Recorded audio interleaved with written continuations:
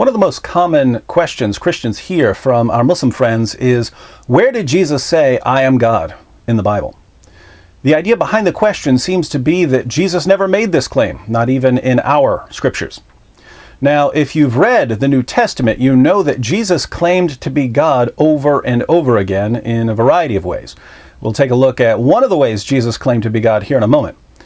But before we turn to Jesus' words, it's important to keep in mind some of the common ground between Christians and Muslims. I don't believe in the Quran, but I agree with some of the claims the Quran makes. The Quran says that Jesus performed miracles. I agree with the Quran that Jesus performed miracles. I agree with the Quran that Jesus was born of a virgin. I agree with the Quran that Jesus is the Messiah. So even though I don't believe in Muhammad, I think we should recognize that Christians and Muslims share some common ground.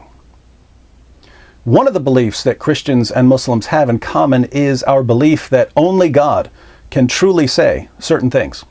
In other words, there are statements that would be false if they came from anyone other than God. For instance, any human being with the ability to speak can say the words, "I created the universe." But the statement, "I created the universe," is only true when God says it. If I were to claim to be the creator of the universe, I would be lying or insane or something like that. So part of the common ground between Christians and Muslims is that we all believe that some statements are only true when God makes them. Let's look at an example, something that only God can truly say, according to both the Quran and the Bible. This is the Quran, Surah 57, verses 1 through 3. "Whatever is in the heavens and on earth, let it declare the praises and glory of Allah. For He is the exalted in might, the wise. To Him belongs the dominion of the heavens and the earth. It is He who gives life and death, and He has power over all things. He is the first and the last, the evident and the hidden, and He has full knowledge of all things." The Quran refers to Allah as the first and the last. Allah is the first, Al-Awwal, because nothing comes before Him, and He is the last, Al-Akhir, because nothing comes after Him. Al-Awwal and Al-Akhir are two of Allah's 99 names. The Bible also calls God the first and the last.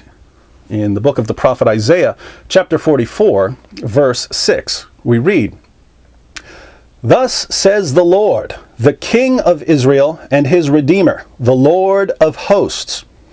I am the first and I am the last, and there is no God besides me."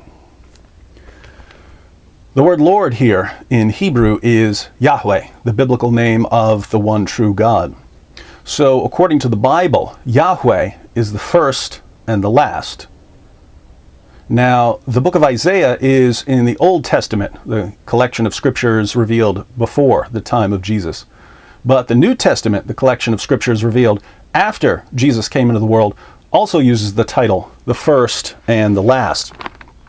In the book of Revelation, chapter 1, the Apostle John sees a vision. He says, in verse 17, "When I saw Him, I fell at His feet like a dead man, and He placed His right hand on me, saying, 'Do not be afraid. I am the first and the last.'" I am the first and the last. So, who must be speaking here according to the Bible and the Quran? God, right? Let's read it again along with verse 18. "When I saw Him, I fell at His feet like a dead man, and He placed His right hand on me, saying, 'Do not be afraid. I am the first and the last, and the living one, and I was dead. And behold, I am alive forevermore, and I have the keys of death and of Hades.'" I am the first and the last. That's one of God's unique titles. "And the living one, and I was dead, and behold, I am alive forevermore." When did God die, according to Islam?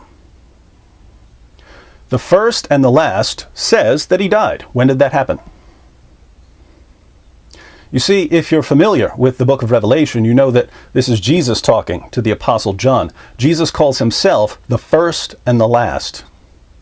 Why would a mere prophet call himself the first and the last when, according to both the Bible and the Quran, only God can truly call himself that? The reason, obviously, is that Jesus is claiming to be God. So, to all my Muslim friends who've been told by your apologists that Jesus doesn't claim to be God in the Bible, you need some better apologists.